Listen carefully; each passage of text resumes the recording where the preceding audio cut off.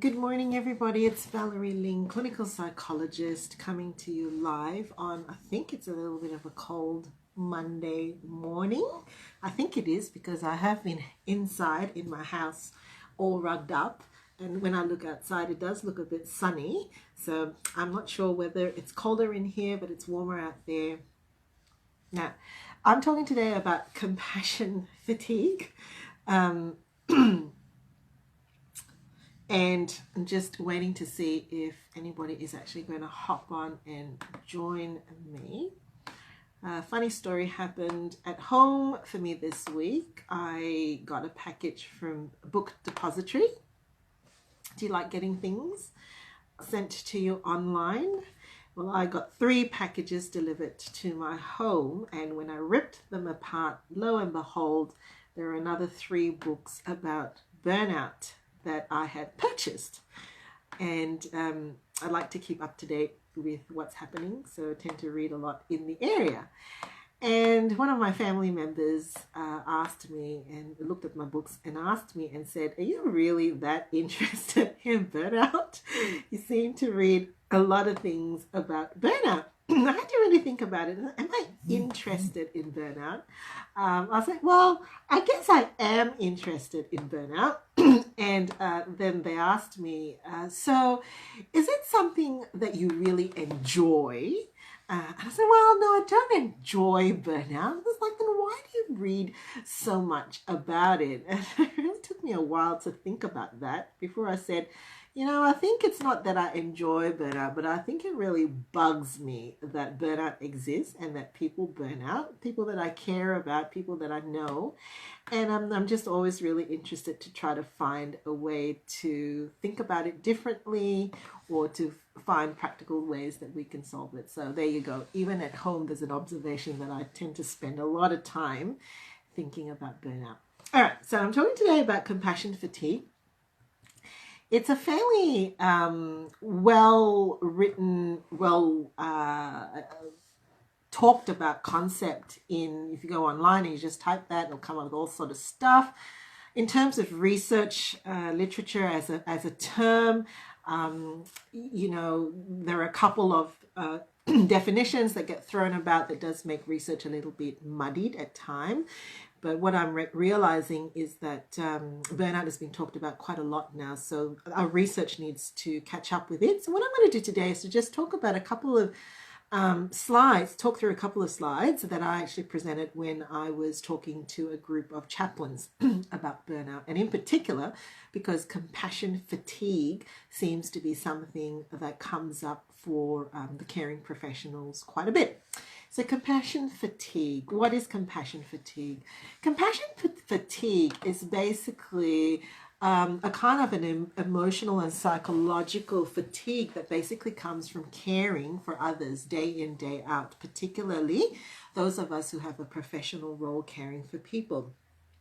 It's a kind of reaction to our work and to people where we get overwhelmed and overburdened by the caring that we need to do, not just for the individuals, but actually also at a holistic level. The fact that you get a little bit hopeless and a little bit sometimes even traumatized by the effects of suffering that you see in people. And it can actually start to impact our levels of functioning, the way that we sleep. We might actually feel levels of vicarious traumatization ourselves. We might actually feel like we want to isolate ourselves. We might start to blame ourselves. Our sleep might get impacted, our eating gets impacted, and we're actually really starting to feel like instead of being able to sit separate from the suffering that we're seeing, we're actually starting to mesh with it and become quite fatigued by it. So when I was talking to this group of chaplains, I was just pulling out some literature that was specific to them to try to help them to see that it is not really ideal to stay in that state of fatigue, particularly when you're trying to be resilient to burnout. So compassion fatigue is the emotional cost of caring. It is a stress response that can come without warning and includes feeling a sense of helplessness, isolation, and confusion. And in broad terms, compassion fatigue Can also be understood as a kind of a secondary traumatic stress response. In other words, you're working with people who are having traumatic experiences and reactions, and you yourself start to get a secondary traumatic stress response. Now, that is not just compassion fatigue. That compassion fatigue also extends to work where there is no trauma involved, but you're helping people through a lot of personal pain and suffering. Okay, excuse me. So what we seem to know in terms of compassion fatigue is that it is positively correlated with the number of years that you have worked in the same employment position. In other words, if you've been working in a particular caring position for a number of years and the years are rolling on, there tends to be a correlation with compassion fatigue. In terms of a traumatic stress response, this tended to be associated with the number of hours that you actually spend per week caring for people who have had a traumatic experience. So the more number of hours you spend in traumatic and trauma-based work, the more likely you are, the more it is that you're at risk for actually having a vicarious or secondary trauma stress experience.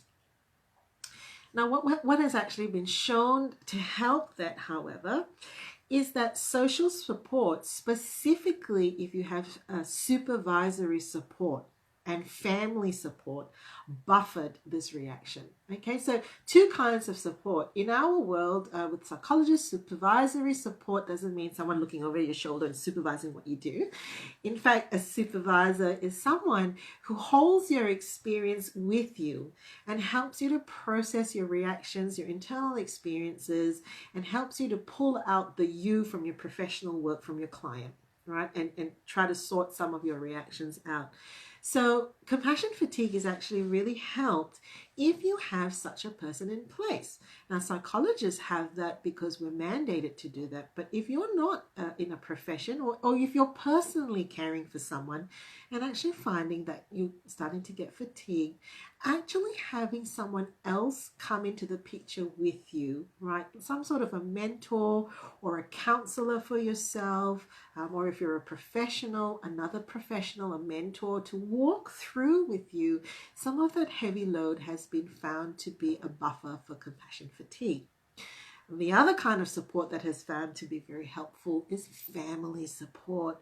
We can't underestimate how our own personal vulnerabilities and our sense of being held and seen by the people who love us, and when we're supported as a human being, as ourselves, how that can actually help us to feel like, okay, my world, my life, I'm still okay, but the work that I'm doing is hard, right? I can't fix all of that, right? So making sure that your own personal connections are well, are strong and healthy, and putting some problem solving into that is also very important.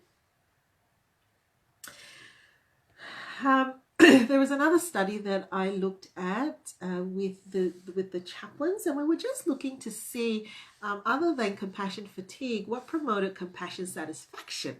That is, in your work, you're actually feeling like you are contributing meaningfully, though the suffering that you're seeing is very difficult.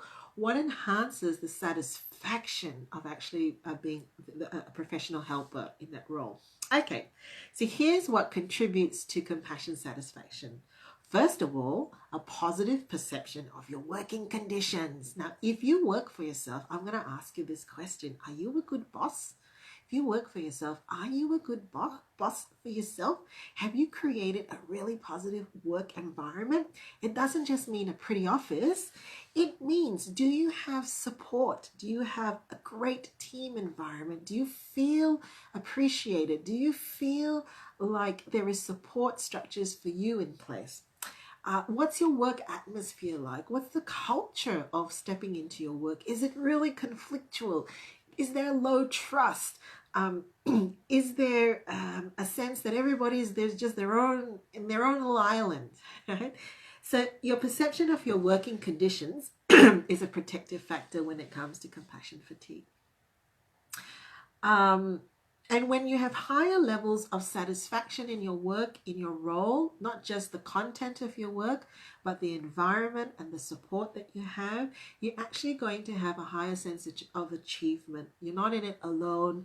The economics, the ergonomics, and the environment are all working for you to help you feel like you're doing your work in a really supported and meaningful way. Now, mindfulness has been shown to be a wonderful, fantastic method to actually cope with compassion fatigue. It is mindfulness for May at the moment. If if you Google that, our website effectiveliving.com.au at the moment has got articles on mindfulness. The clinic Facebook page, Center for Effective Living Facebook page, has also got some articles and things that we've put out. So do have a look at that. Mindfulness has been shown to be quite an effective coping strategy with regards to compassion fatigue. What have I written here in my slides? It says, mindfulness may reduce the likelihood of feeling a sense of reduced personal accomplishment, since mindfulness attitudes are characterized by non-judgmental awareness. Further, mindfulness attitudes may ease emotional exhaustion by helping mental health counselors accept their current emotions and then letting go, right? Letting go. Maladaptive coping strategies, that was a significant predictor of burnout and compassion fatigue, was using denial, distraction, self-blame, and really holding on to those critical self-blaming emotions and thoughts as well. All right, so that's all I wanted to say about compassion fatigue. I'm fast becoming aware that though my work has really focused on professionals, I would like, I think at the end of these sorts, the couple of live streams that I'm doing now, to probably cast my mind to talk about just the mental fatigue and the workload of people in general. As we, are mums, dads, workers. Workers is in the burnout work, but mums and dads in our relationships with one another, sisters, daughters, sons, how modern life is really just emptying our tank. So stay tuned for that. All right then, catch you later.